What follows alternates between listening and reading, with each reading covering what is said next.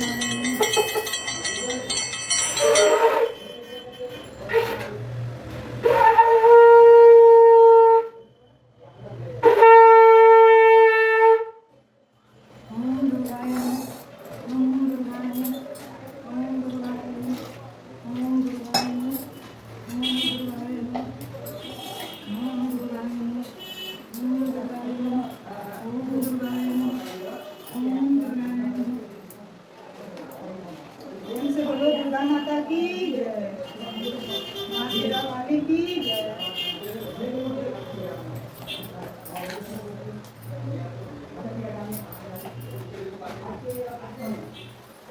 द्वार के पुकारों में अनंत बजाज बाजो, दर्शन देव श्री मात अर्जी एक मेरी है। भक्तन के तारण को निवास भूमि माई, खंडन तू खंडन को करी नाही ले है। कहाँ लौ को खानू मात, भक्त धामो वार दिन, मेरी बेड़ श्री मात भई क्यों अवेड़ी है।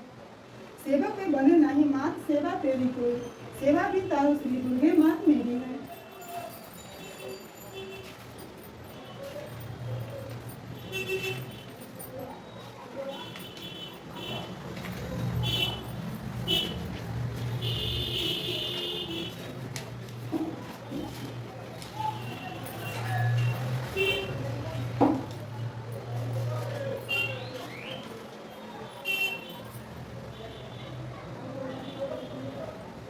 करुणामयी जग जननी आनंद व स्नेहमयी आपकी सदा जय हो।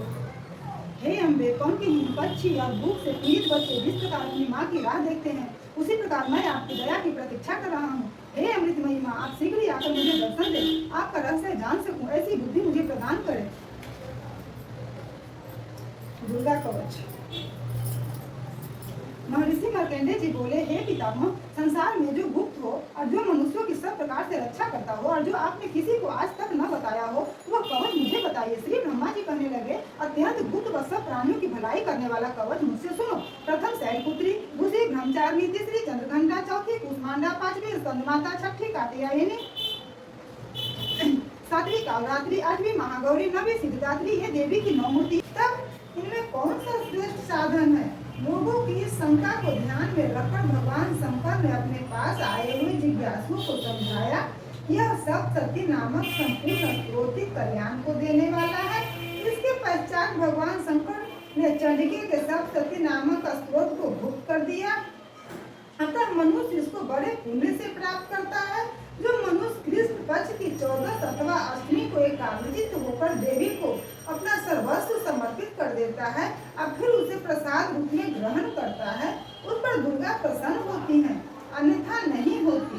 इस प्रकार सिद्धि के प्रतिबंधक रूप कीलक के द्वारा भगवान शंकर ने इस स्रोत को किलित कर रखा है। जो पुरुष इस सप्तशती को निष्क्रिय करके नित्य पाठ करता है वह सिद्ध हो जाता है, वही देवों का पार्षद होता है और वह गंधर्व होता है। सर्वत्र विचरते रहने पर भी उस मनुष्य को इस संसार में कहीं कोई डर नहीं होता, वह आप मृत्यु के बस में नहीं पड़ता, मरकर मोक्ष की प्राप्ति हो जाती है। किंतु इस कीलक की विधि को जानकर ही सप्तशती का पाठ करना चाहिए। जो ऐसा नहीं करता वह नष्ट हो जाता है।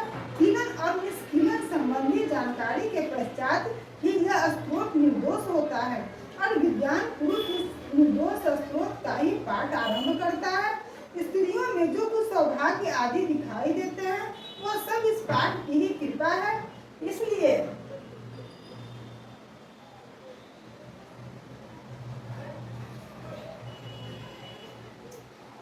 इस कल्याणकारी स्रोत का सदा पाठ करना चाहिए।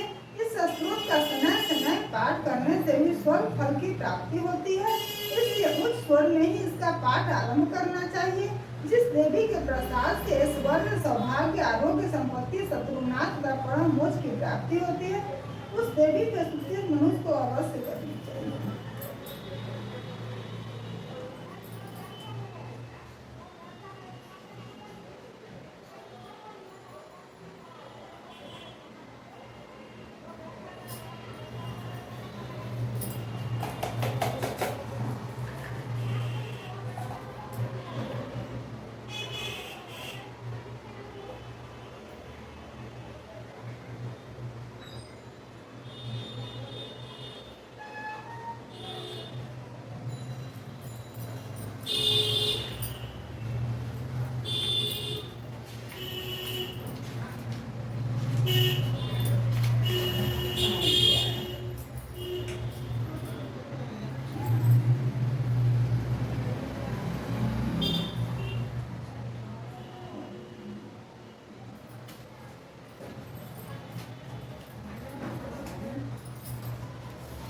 अध्याय धूम्रलोचन।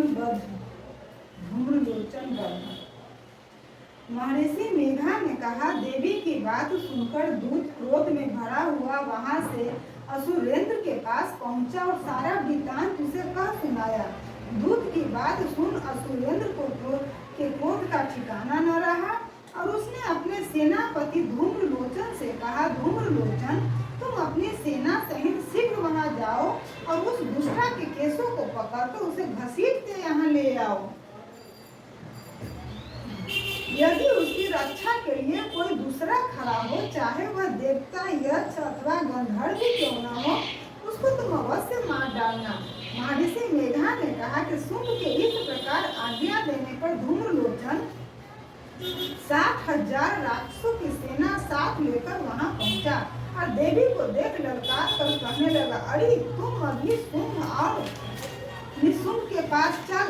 यदि तू प्रसन्नता पूर्वक मेरे साथ न चलेगी तो मैं तेरे केसों को पकड़ घसीटता हुआ तुझे ले चलूंगा।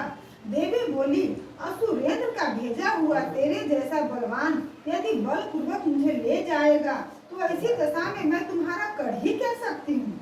महर्षि मेधा ने कहा, ऐसा कहने पर धूम्रलोचन उनकी ओर लपका, किंतु देवी ने उसे अपने हुंकार से ही भस्म कर डाला। यह देखकर असुर सेना क्रुद्ध होकर देवी की ओर बढ़ी, परंतु अंबिका ने उन पर तीखे बाणों, शक्तियों तथा फारसों की वर्षा आरंभ कर दी। इतने में देवी का वाहन ही अपनी ग्रीवा के बालों को झटकता हुआ और बड़ा भारी शब्द करता हुआ असुर सेना में कूद पड़ा।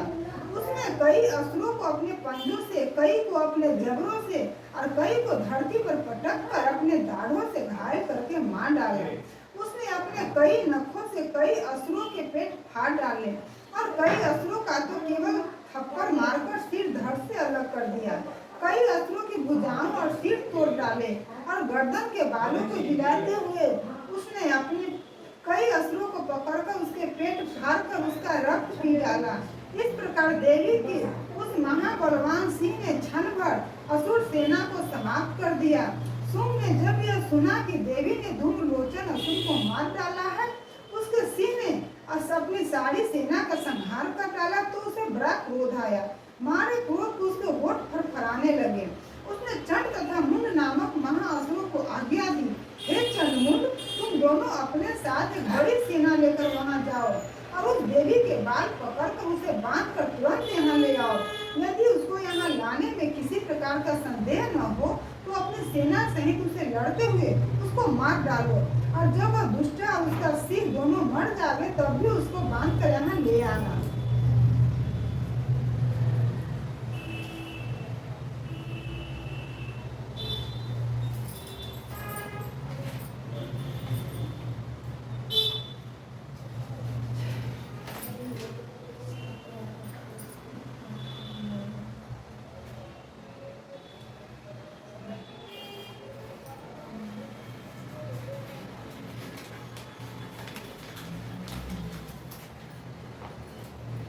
बोलो दुर्गा माता की जय। प्रेम से बोलो जय माता दी, सारे बोलो जय माता।